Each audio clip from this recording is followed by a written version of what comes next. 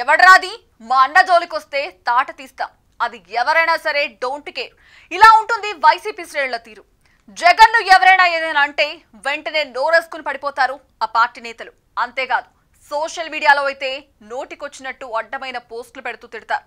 జగన్ను కాదన్నందుకు ఆయనకు తోడబుట్టిన చెల్లిని సైతం తిట్టిపోశారు వైసీపీ సోషల్ మీడియా కార్యకర్తలు. ఇప్పుడు ఫ్యాన్ పార్టీలో ఓ పెద్ద నాయకుడిని కూడా టార్గెట్ చేశారట.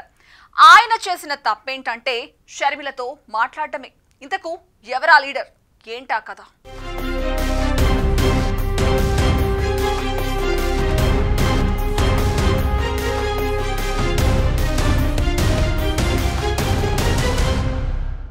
జగన్ జోలికి వస్తే ఎంత పెద్ద తోపునైనా సరే వైసీపీ సోషల్ మీడియా కార్యకర్తలు రెచ్చిపోతారు. అమ్మనా బూతులతో విరుచుకుపడతారు. విచక్షణ లేకుండా బూతులు తిడతారు. జగన్ను విభేదించినందుకు షర్మిలను గతంలో ఎలా తిట్టారో చూశాం. ఇక మిగతా వారిని తిట్టడంలో ఆశ్చర్యమేముంది? తాజాగా బొత్స సత్యనారాయణను వైసీపీ సోషల్ మీడియా టార్గెట్ చేసిందట. అందుకు కారణం ఆయన తాజాగా ఓ సమావేశంలో షర్మిల పక్కన కూర్చుని మాట్లాడడమేనట.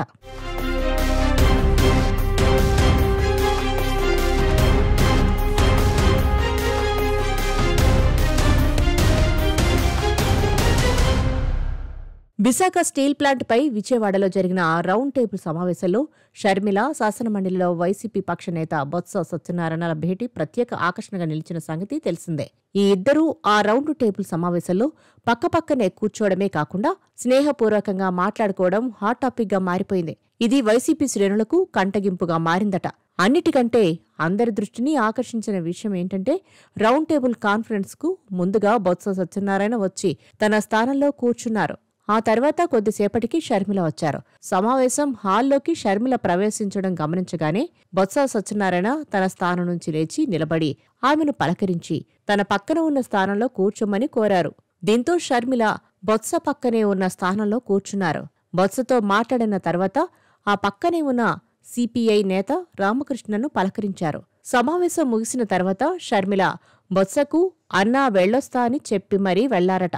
ఇరువురి మధ్య సంభాషణ కొద్దిసేపు జరిగి ఉండొచ్చు కానీ ఆ కొద్దిసేపు జరిగిన భేటీయే వైసీపీలో ప్రకంపనలు సృష్టిస్తోంది. సోషల్ మీడియాలో పలు ఊహాగానాలకు కారణమైంది. అందుకు కారణం లేకపోలేదు. వైసీపీ ఎకో సిస్టంలో ప్రత్యర్థి పార్టీలు ఉండవు, శత్రు పార్టీలు మాత్రమే ఉంటాయి.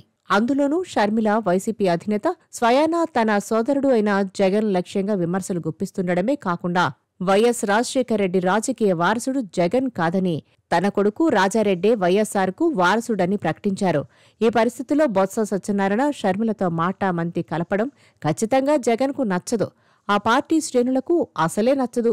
ఆ సంగతి తెలిసి బొత్స సత్యనారాయణ షర్మిలను లేచి నిలబడి మరీ పలకరించడమే కాకుండా స్వయంగా తన పక్కన కూర్చోమని ఆహ్వానించి మరీ మంతనాలు జరపడం రాజకీయంగా ప్రాధాన్యత సంతరించుకోవడమే కాకుండా పెద్ద ఎత్తున చర్చనీయాంశంగా మారింది. వైసీపీ శ్రేణుల ఆగ్రహానికి కారణమైంది. దీంతో బొత్సపై వైసీపీ సోషల్ మీడియా కార్యకర్తలు విమర్శలు చేస్తున్నారట.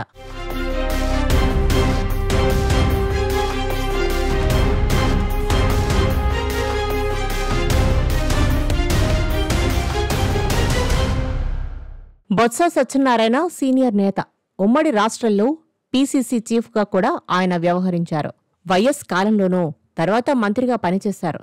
వైఎస్ఆర్కి అత్యంత ఆప్తుడుగా మెలిగారు. ఒక దశలో సీఎం సపోర్టుకు ఆయన పేరు ప్రతిపాదన స్థాయి దాకా వచ్చింది. అంటే బొత్స బిగ్ లీడర్ అని వేరేగా చెప్పాల్సిన పనైతే లేదు. ఆయనకు 2 రాష్ట్రాల్లోని రాజకీయ నేతలతో సత్సంబంధాలున్నాయి. మర్యాదపూర్వకంగానే వేదికపైన తన వద్దకు రమ్మని పిలిచారని అంటున్నారు.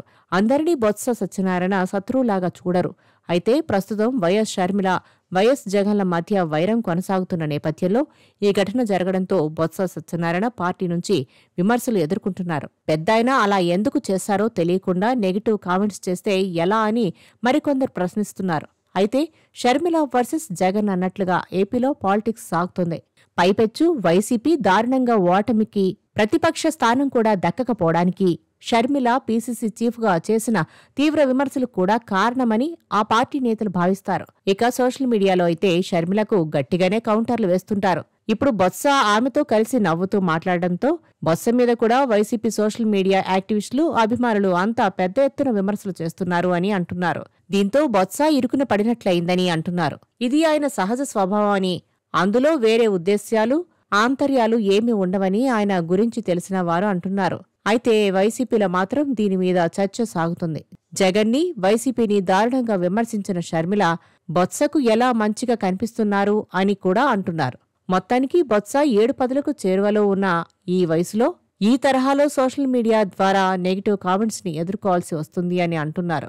అయితే వైసీపీ సోషల్ మీడియా శ్రేణులు తీరుపై సొంత వారిలోనే విమర్శలు వస్తున్నాయి.